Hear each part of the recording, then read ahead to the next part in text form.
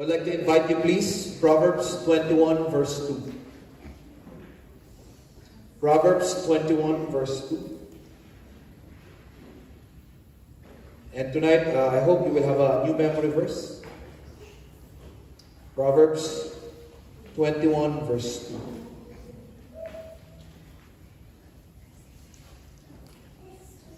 Let's recite it together if you are there. Ready, go.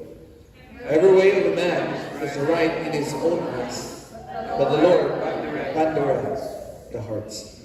So tonight I would like to preach on this title, The Theology of Motives. We are on our series talking about the ministry. And so a very important topic under that topic of ministry is the topic of motives. If there is a crime, the first thing that a good investigator will look for is to ask the question, what is the motive behind this crime? Amen. And then from the motive, the detective will form hypothesis and find some evidences and build a case. In fact, if you are watching crime scene movies, you watch it, guys, right? Even if they know who the person, who did the crime, they are still looking for the motive. Bakit? Kailangan yun eh. Kailangan yun. And that is why, because motive is like the why of everything. Motive is like the why of why you do things. And so it is important to know why. Ano po yun? Motive. And I want you to get this principle. Meron tayong principle na ganito po. Man is a composite being. That's why he is inseparable. Ibig sabihin, man is, alam natin ito, body, soul, and spirit. And hindi mo mapaghihiwalay po yan. Kaya nga po, if you want to be excited on a Sunday to worship the Lord, hindi enough na i-prepare mo lang is your spirit or your soul. Kasi, for example, Saturday night, nagpuyat ka. Kahit excited ang iyong kaluluwa, ang iyong spirit on a Sunday morning, pero pag preaching, at dahil hindi ka nakatulog ng Saturday, tulog ka. Why? You cannot separate our body from our soul. You cannot. Amen? That's why, kahit nga pag-anxiety ang nararanasan mo, that's in your soul. You're experiencing anxiety, depression, but I tell you, it will come out in your body. We call that psychosomatic symptoms. Lalabas yan sa iyong katawan. And I want to say this, guys. Even our motives can never be separated from our actions. There is no such thing as an action without a motive. It's inseparable. Kaya nga po, lahat kayo ngayon, nandito kayo for our prayer meeting, you have a motive here. Amen? We come, on Sunday, we will gather together to worship. You have a motive there. May ginagawa ka ngayon sa work, meron kang sinabi kanina, meron kang in-appreciate kanina, meron kang ginawa kanina. Lahat ng mga yon, whether you are aware or not, you have a motive behind it, and we can never separate that. Kaya very important po na maaral natin ano bang ibig sabihin ng motive. So by way of definition, motive is the inner compulsion that drives us to move, or it's like an inward force. So it is the force inside your heart that pushes you to do things. And today, many think that motives are not important. And in fact, there are many, it's so sad, but sometimes even in churches, hindi gaano na ipipreach ang motive. Kasi minsan, yung word na motive, hindi rin siya lumabas sa ating King James Bible actually. And even in other translations, hindi lumabas yung motive na yan. What we have in our Bibles are the words thoughts, intents, at dun sa verse na binasa natin kanina, nagamit yung word na God pondereth the heart. Ano yun? Pag binasa mo yun, God pondereth our motives. And today, I want to emphasize this. Hindi gaano na-emphasize ang motive na yun. Bakit? Kasi basta maganda yung ginagawa niya, ganyan. Here in this world, the outside is what is important. Maganda yung tsura, maganda ang ginawa, mabait magsalita, parang angel magsalita. Okay na yun.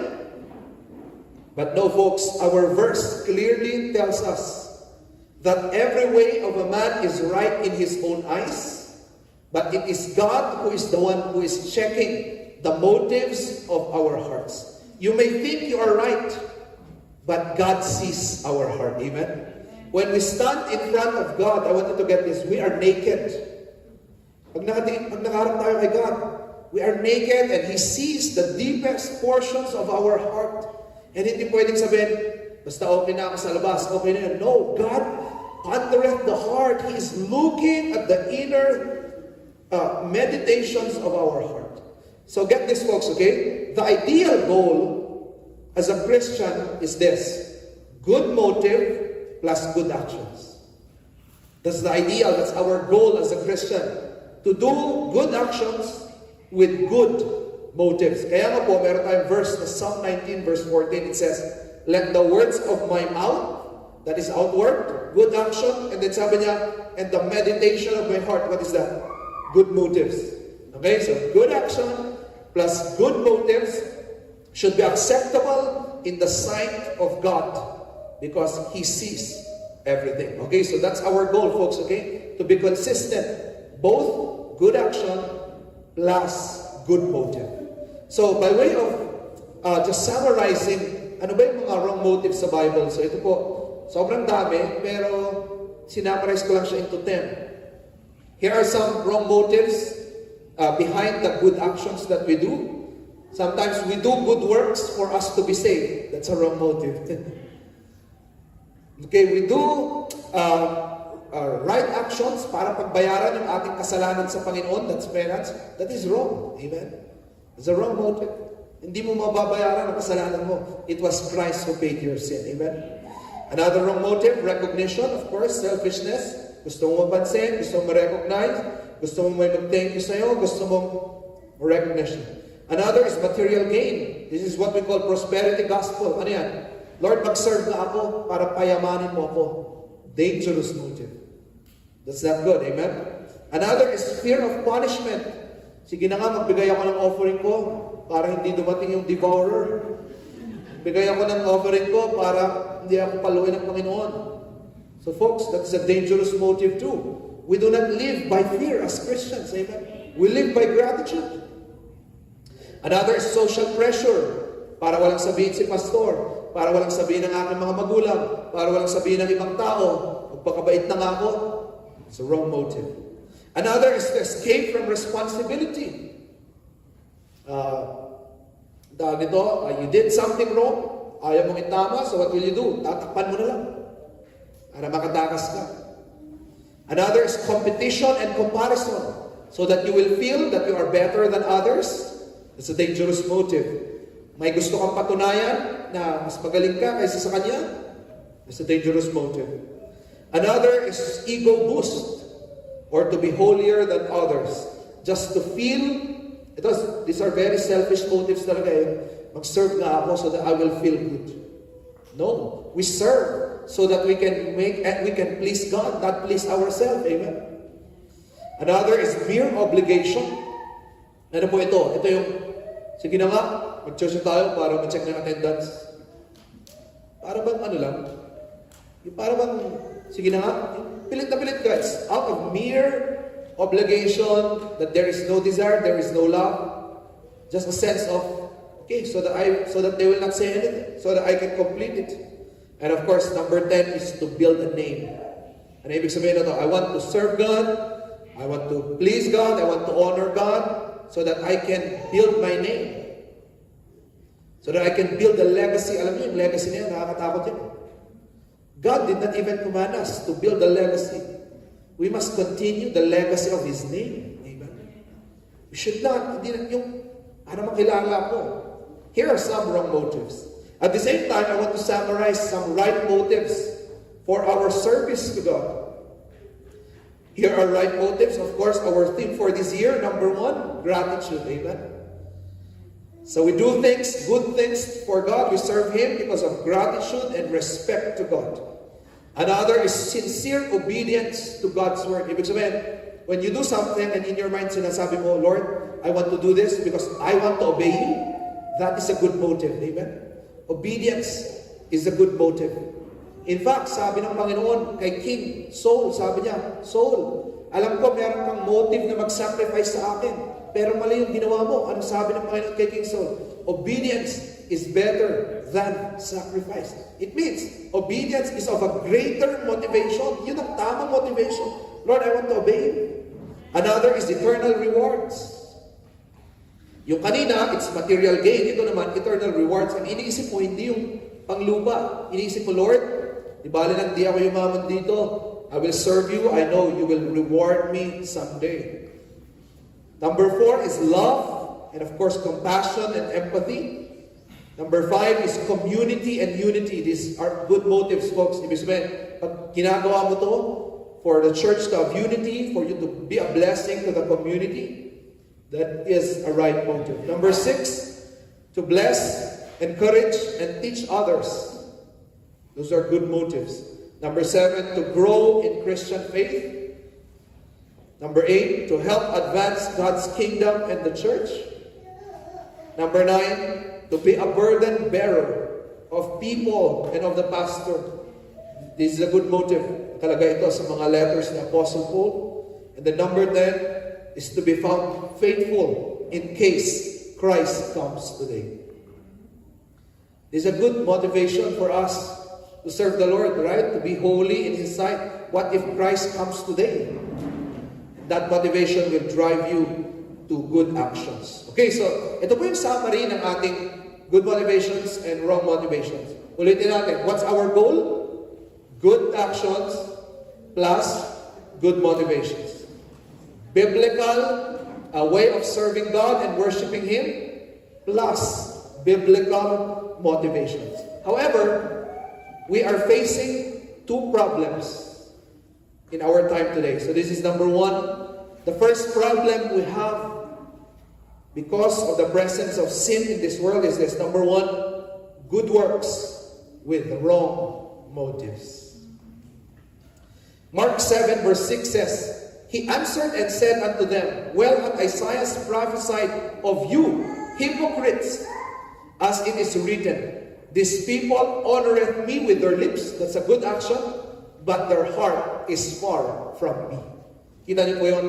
We can honor God with our lips, but then ang puso natin, iba ang kanyang iniisip. What is this? Good action, wrong motivations. Here are some points to ponder pagdating po sa distortion na ito. Letter A, I want to say this. Good works, even with wrong motives, still do good to people. Okay, example, you're serving God, nagbigay ka, meron kang shinare na blessing, shinare mo sa iba, kahit mali ang motibo mo, it is still doing good to people. Right? I will not deny that. Kaya nga, yun yung nakakatakot eh. Because it is acceptable to people. If you do good, even if your heart is right, you are still doing good to people. That is what makes it dangerous. Why? Because we cannot see the motives. Kaya nga po, ang tama is dapat good actions with good motives. So let me put a question here. Should I stop my good works because of my wrong motives? Folks, pag-isipan niyo mga po ito. Should I stop my good works because of my wrong motives? Answer is no. Because if you stop the good work, then that is worse. Okay, I'll give you a classic example. Ito, marami ko ng best narinig to as a pastor. May magte-text sa akin, Pastor, pwede po ba hindi ako mag-church? Bakit? Tatanungin ko. Hindi po kasi maayos yung puso mo. Kunin mo ba yun? He will not do the good action, the good action, because his motive is wrong. Anong sagot ko pag ganun? You are making it worse. The proper way is this. You still go, and while you are going, you fix your heart. Nakuha mo ba? Amen. Got it. Choir practice. Pastor, balis siya. Choir practice. Ongoing choir practice. Bigla siya nagbuka. Bakit? Pastor, ano po kasi yung puso ko eh. Hindi tama. That is even worse. Right? So, the point here is this. Do not stop the good work because that is still a command of God. So, still do the good work. But while doing it, then that's the time you fix your heart in the sight of God. Sabi mo, Panginoon, help me please. Itama mo ang aking puso. Tulungan mo ako na maitama mo ang aking puso. Amen? Another point that we need to talk about here is this. Continue with the good work. Ito. And correct your bad motives.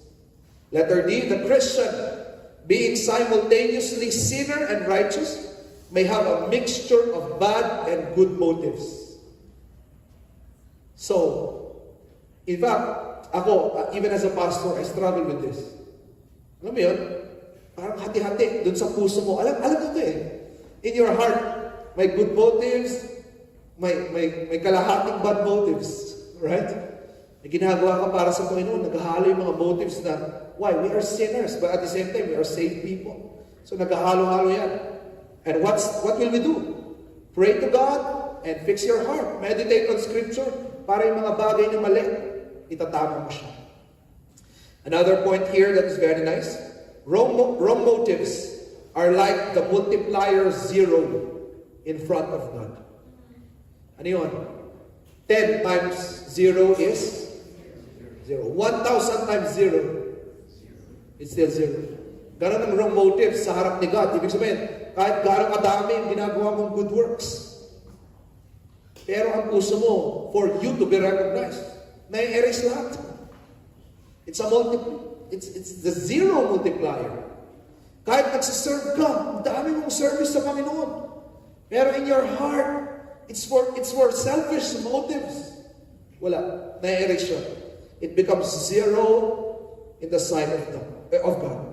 And last, good works done with wrong motives become unacceptable to God. So folks, God padreth our heart. Amen?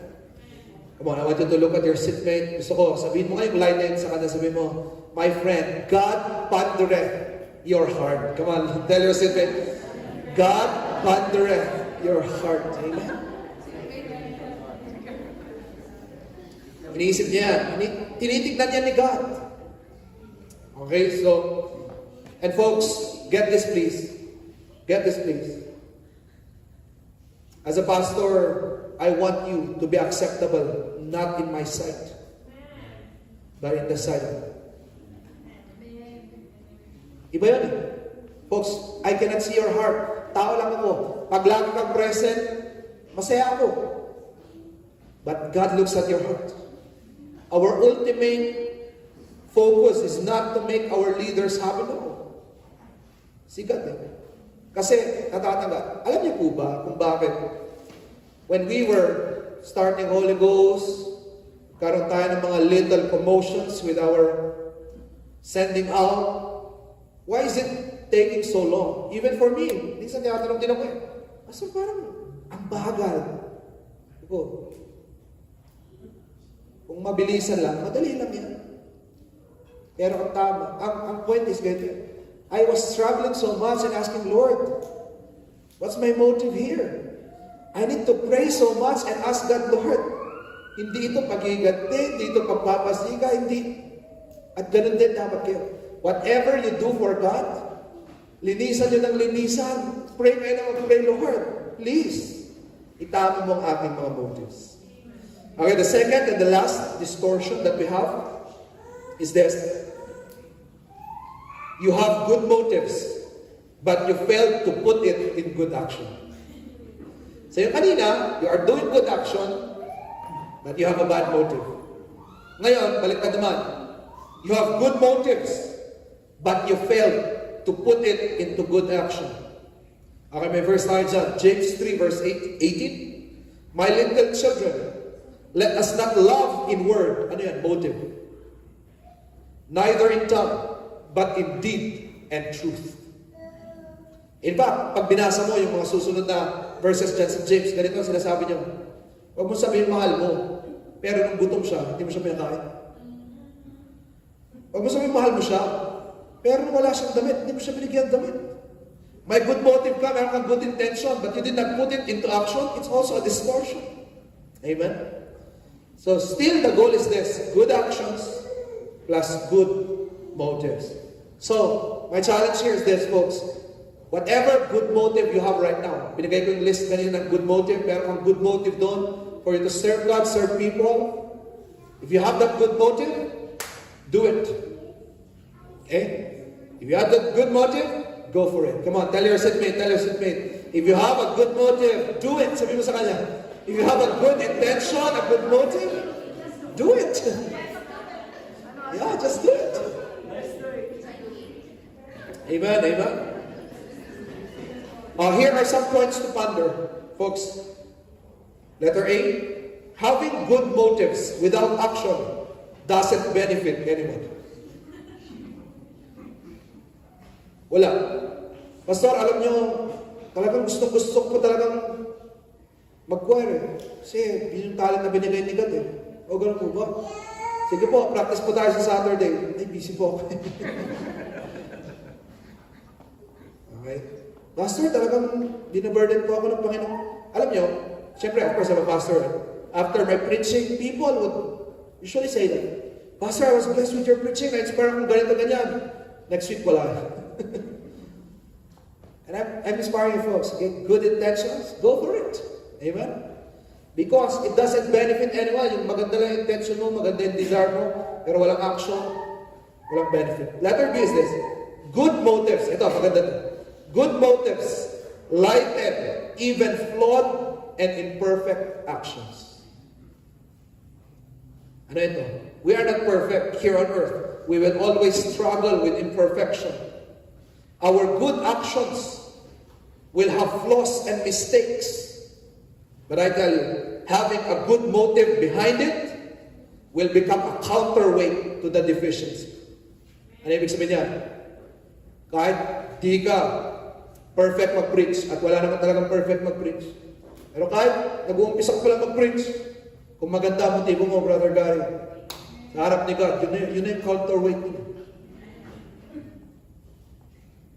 Kaya, ang point nito is this, huwag kayong matakot mag-serve. Kahit na kulang ability, kulang ang talent, ang importante, your heart is right with God. Amen? Can you join the choir even with no singing skills? Of course. God buttered the heart. Amen? Can you join the preaching ministry, the sharing ministry? Can you pray for others kahit na hindi mo alam yung sinasabi mong words pag una? Okay lang yun. Sometimes yung mga prayers na kumapit, minsan yun yung mga simple lang. Yung parang medyo nagkakamali pa siya sa grammar. Pero ramdam mo yung puso niya. Sincere siya sa Panginoon. Ano mo magbibigat na prayer? Minsan. Amen? And of course, letter C is this. Good motives make our rewards eternal. Amen? Good motives make our rewards eternal. 1 Corinthians 3 verse 12. Although these verses are in the context of a preacher and the souls that he is winning, still, meron tayong makukuha ang spiritual lesson dito. Okay, tignan niyo po itong mga verses na ito. Now, if any man build upon this foundation, gold, silver, precious stones. So ito yung unang group. Gold, silver, precious stones. Kung ito daw yung foundation ng work mo, tapos yung isang group naman, wood, hay, or stubble. Ito yung group, ito yung mga nasusunog, ito yung mga stones na hindi nasusunog. These are the two groups of our foundation, yung motivation natin. If our motivation is founded on either of the two groups. It's either yung motivation mo nasa precious stone siya or nasa kahoy siya. And then verse 13, what will happen? Every man's work shall be made manifest. Ibig sabihin, i-represent ito lahat sa Panginoon pagdating ng araw. For the day shall declare it, because it shall be revealed by fire. Ano yan? Folks, of course, I do not know. This is an analogy, okay? Pero probably, ganito ang isipin nyo. Pupunta ka sa harap ng Panginoon, sabihin mo, Lord, ito lahat ng mga service na ginawa ko sa iyo. Ibigay mo sa Panginoon. And God will immediately try it by fire. Susunugin niya. And the fire shall try every man's work of what sort it is. And then verse 14. If any man's work abide, ibig sabihin, hindi siya nasunog, which he hath built thereupon. Hindi siya nasunog because of the foundation. So it's because of the motive. He shall receive a reward. And then verse 15. If any man's work shall be burned, he shall suffer loss. But he himself shall be saved, yet so as by fire. Folks, nakita niyo yung lesson dito? So, your motives is built on what foundation? Precious stones, good motives? Or wood, wood and stubble, na mga wrong motives? And all of this will be burned by fire. And it is God who will try all of this work. At pag nasunog ang iyong gawa, you will suffer loss. Folks, ang hirap nito pero commentaries would say this nasa langit ka na nito but then you will cry regret. And you'll say, ala, 10 taon akong naging Christian, 20 years ako naging Christian, ba't nasunog lahat? And you will suffer loss. Parang kang natalo ng todo-todo kasi nag-serve ka ng matagal tapos nasunog lang. Kaya nga, ngayon pa lang, itama na natin ang ating mga motive. Amen? Can I be true to church? Lately, there have been people who were questioning my form of leadership. They would always tell me, Pastor, masyado ka mabait. Kahit kasi nagagalit ka lagi. Sabi sa akin, magalit ka para tumino yung mga members mo. Pag mabait ka, hindi matino yung mga members mo. Makinig kayo dito, okay? Guys, makinig kayo dito. If you're motivated by fear, it will be burned. If you are motivated, I don't know, dahil may nagalit, masusunog ka. Kaya hindi ako ganun. Folks, psychology ang pastor. Inaral namin kung paano mag-manipulate. Kung pag-manipulate na, kaya-kaya ko gawin yan.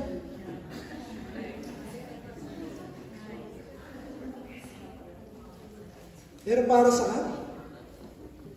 We can always manipulate people to serve. Marami yung mga wrong motives na yun. Actually, form of manipulation natin Fear of punishment. Fear na magpapahiya. Maraming taong magsiserve because of the fear na ipapahiya siya ng kanyang pastor. And it can bring people to serve. Bakit? Ayoko mapahiya. Ayoko magalita. Ayoko mapulpit. Kung pagmamanipulate lang, maraming paraan. But I want you to get this, members. God is our audience. It's God. Kaya nga, I preach, I teach. And it's my prayer, it's the Holy Spirit that will convict you. So when you serve, walang maduming motive. Amen. Lord, thank you. Lord, I'll do this for you. You know. Lord, I'll obey you. You know.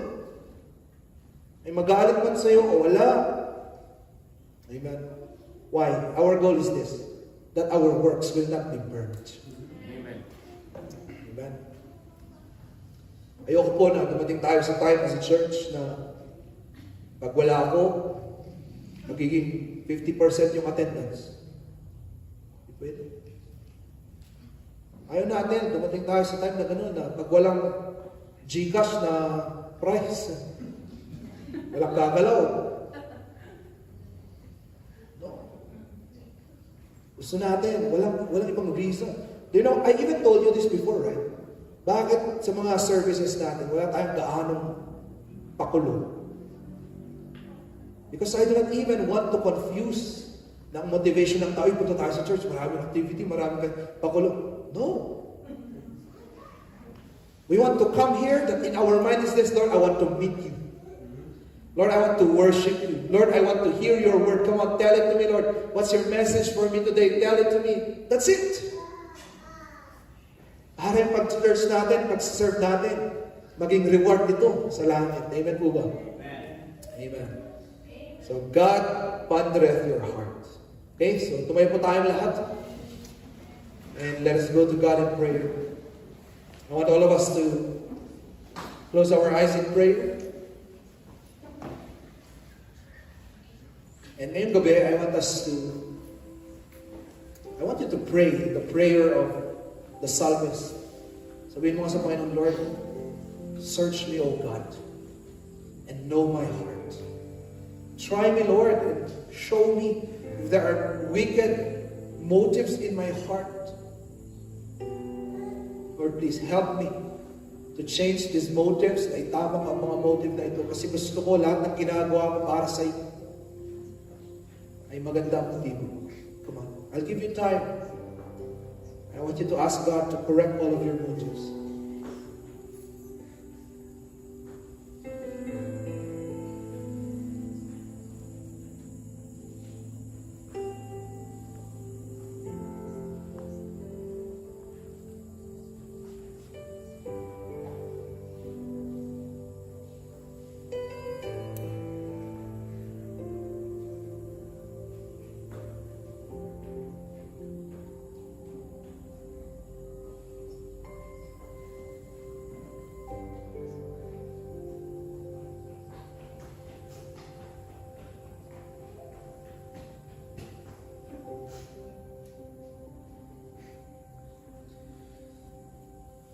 Let us raise our hands in prayer first.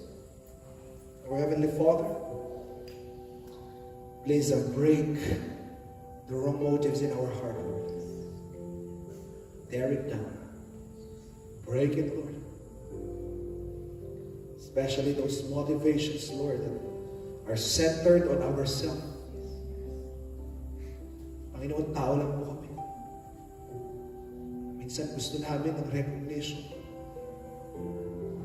Gusto namin ng appreciation, Panginoon. Gusto namin yung pangalan namin ng kahit taas makilala. Panginoon, this is a struggle for us. And I know, Lord, you all see our heart. You know that this struggle is really real. Lord, nakukonfuse kami minsan kahit nagsaserve kami and there are some confusions with our motivations. It's just so hard, this struggle, Lord, is difficult. But I pray, Lord, that you will give us your grace, your wisdom, so that, Lord, upon every detection of a wrong motive, we will immediately repent and pray and make it right. Turuan mo. Ito po mga members na dito, Panginoon, kahit anong ginagawa nila para sa inyo, tama mo po ang kanilang mga puso. Ang puso namin lahat, Panginoon. Our heart is deceitful. Our heart is foolish. So, Lord, help us to make our motives straight. Para pag umarap kami sa inyo, Panginoon, ay maging katanggap-tanggap ito. Salamat, Panginoon, sa inyong promise that even though we are not perfect on earth, we have many flaws and mistakes, but you said, Lord, that if our hearts are pure, well, we can serve you, Lord. Thank you for that privilege.